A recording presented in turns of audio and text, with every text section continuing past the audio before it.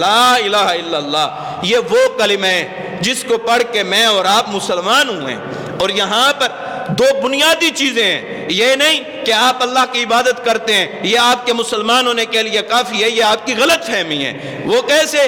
اس میں دو چیزیں ہیں، پہلے نفی پھر اس بات۔ وہ نفی کس چیز کی؟ لا الہ نہیں ہے کوئی بھی الہ، وہ کوئی زمینوں کے اندر ہو، وہ کوئی سورج کو بنا لے، وہ کوئی آسمانوں میں ہو، وہ کسی فرشتے کو بنا لے، وہ کسی سورج کو بنا لے، وہ کسی پیر کو بنا لے، وہ کسی فقیر کو بنا لے، وہ کسی حجر کو بنا لے، وہ کسی شجر کو بنا لے، کوئی بھی الہ نہیں ہو سکتا۔ لا الہ الا اللہ، پہلے اس چیز کی نفی کرنی ہے کہ دنیا کے اندر کوئی روزیاں دینے والا نہیں ہے، کوئی حاجت روا نہیں ہے، کوئی مشکل کشا نہیں ہے، کوئی لجپال نہیں ہے، کوئی دستگیر نہیں ہے۔ اللہ کل شیء قدیر ذات اللہ کی ہے، داتا بھی اکیلا اللہ ہے، کسی کو داتا نہیں ماننا۔ اگر آپ یہ نفی نہیں کرتے، اگر آپ یہ نفی کا اقرار نہیں کرتے، دل سے تسلیم نہیں کرتے، اپنے عمل کے اندر اس کو شامل نہیں کرتے، آپ مسلمان نہیں ہیں۔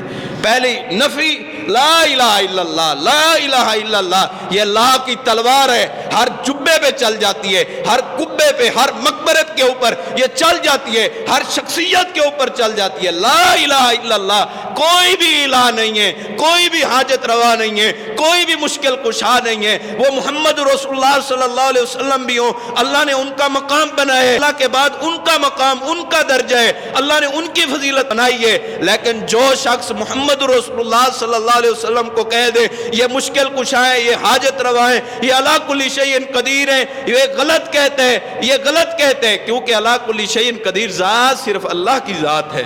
اور یہاں پہ کوئی شخص بنا کے بیٹھے، کسی صحابی کو بنا لیں، جس وقت نبی الہ نہیں بن سکتا تو پھر صحابی کیسے الہ بن سکتا ہے؟ اور آج یہاں پہ غلط تشریح اور غلط معنی کیا جاتا ہے۔ اللہ کے پیغمبر صلی اللہ علیہ وسلم نے فرمایا، حضرت علی رضی اللہ تعالیٰ عنہ کا بھی مولا، مولا کا معنی یہاں پہ دوست ہے، یہاں پہ مولا بمانا آقا کر لیتے ہیں، آقا کوئی معنی کر لیتے ہیں کہ حضرت علی رضی اللہ تعالیٰ عنہ کو اللہ نے مشکل کشا بنائے، غلط ہے۔ حضرت علی المرتضیٰ رضی اللہ تعالیٰ عنہ ہماری آنکھوں کا تارا ضرور ہیں، ہمارے دل کی ٹھنڈک ضرور ہیں، ہم ان کا احترام کرتے ہیں، ہم تو ان کے پاؤں کے اندر لگنے والی دھول اور خاک کے برابر بھی نہیں ہیں، ہم تو ان کی سیرت پر عمل کرنے والے ہیں۔ لوگ اسی بات کو لے کے ہمیں گستاخ کہہ دیتے ہیں، یہ اہل بیت کے منکر ہیں، یہ حضرت علی المرتضیٰ رضی اللہ تعالیٰ عنہ کی شان بیان نہیں کرتے، غلط کہتے ہیں۔ مشکل کشا آپ غلط کہہ رہے ہو، وہ اللہ کی ذات ہے، اللہ کا درجہ اٹھا کے آپ کسی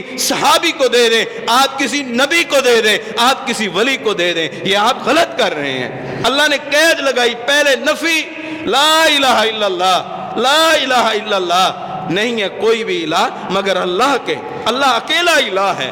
اور دیکھیں یہاں پہ اللہ نے اپنے ساتھ دوسری کوئی اشتراکت قائم نہیں کی، اگر قائم کرنی ہوتی تو اللہ ضرور اپنے پیغمبر جناب محمد رسول اللہ صلی اللہ علیہ وسلم کو قائم کرتے۔ اللہ کے علاوہ کوئی بھی الہ نہیں، کوئی بھی حاجت روا نہیں، کوئی بھی دستگیر نہیں۔ اگر آپ اس کلمے کی نفی نہیں کرتے آپ مسلمان نہیں۔ پہلی چیز اس کی نفی کرنی ہے، اور دوسری چیز اس کے اندر اس بات ہے۔ وہ کیا اس بات؟ اللہ ہوا، مگر وہ کون؟ وہ اللہ جس کا پیچھے ذکر کر دیا گیا ہے، جو پہلے اللہ موجود ہے۔ یہ ضمیر ہوا بھی یہ بھی اللہ کی طرف دلالت کر رہی ہے کہ وہ کون ہے؟ وہ اللہ الہ ہے، وہ اکیلا الہ ہے۔ اب یہ نہیں کہا کہ ہم دو الہ ہیں، ہما کی ضمیر استعمال نہیں کی، اپنے پیغمبر کا نام ذکر نہیں کیا، کسی ولی کا نام ذکر نہیں کیا، کسی صحابی کا، کسی پیغمبر کا، کسی نبی کا نام ذکر نہیں کیا، کیونکہ اللہ رب العزت اپنے ساتھ کوئی دوسرا شریک برداشت نہیں کرتے۔